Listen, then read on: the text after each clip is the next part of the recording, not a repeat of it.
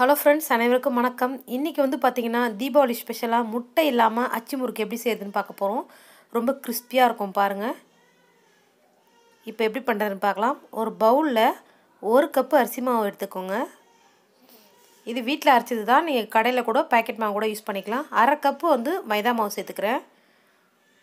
1/2 cup வந்து சர்க்கரை வந்து நல்லா மிக்சியில் பவுட்ரு பண்ணி வச்சுருக்கேன், அதை சேர்த்தாச்சு. ஒரு பிஞ்ச் அளவு உப்பு சேர்த்துக்கலாம். இதை நல்லா மிக்ஸ் பண்ணிடுறேன். தேங்காய் பால் வந்து ஒரு 1/2 மூடி வந்து நல்லா மிக்ஸி ஜாரில் போட்டு அரைச்சி பால் எடுத்து வச்சுருக்கேன். அதை தான் வந்து இப்போ நம்ம சேர்த்துக்கிறோம். தண்ணி சேர்க்க போகிறதில்ல, தேங்காய் பால் தான் இதுக்கு சேர்த்துக்க போகிறோம். அப்போ தான் வந்து நல்லா டேஸ்ட்டாக இருக்கும் அச்சி முறுக்கு.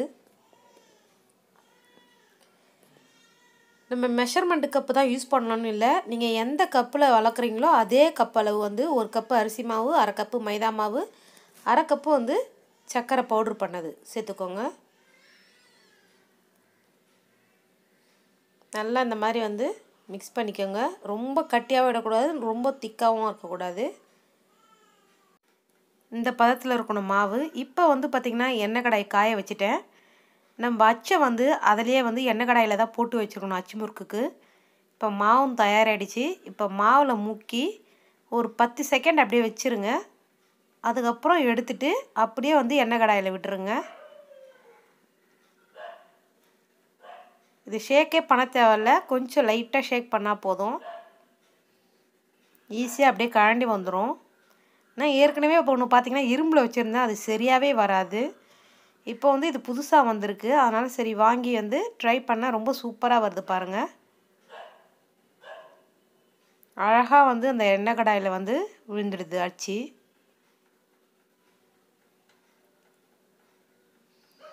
ரெண்டு பக்கமும் வந்து சேர்ந்துடுச்சு. இப்போ கவுத்து போட்டு எடுங்க, ஏன்னா வந்து அது உள்ளெல்லாம் வந்து அப்புறம் எண்ணெய் வந்து உள்ளே அப்சர்வ் ஆகிக்கும்.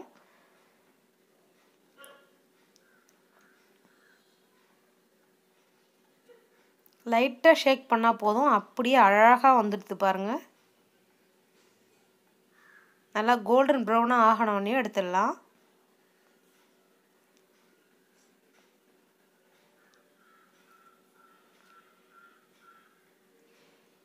ஏன் இந்த மாதிரி திருப்பி போட்டு எடுக்கிறோம்னு பார்த்திங்கன்னா எண்ணெய் அந்த இது உள்ளே இருக்கும் பாருங்கள், அந்த டிசைன் உள்ள.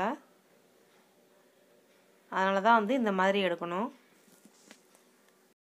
அவ்வளோதான் ஃப்ரெண்ட்ஸ், ரொம்ப ஈஸியாக அச்சு முறுக்கு சுட்டு எடுத்தாச்சு. எவ்வளோ கிறிஸ்பியாக இருக்குது பாருங்கள். இதே மாதிரி நீங்களும் வீட்டில் வந்து கண்டிப்பாக ட்ரை பண்ணி பாருங்கள். இந்த வீடியோ பிடிச்சிருந்தா மை சமையலுக்கு சப்ஸ்கிரைப் பண்ணுங்கள், லைக் பண்ணுங்கள், ஷேர் பண்ணுங்கள், கமெண்ட் பண்ணுங்கள். தேங்க்யூ.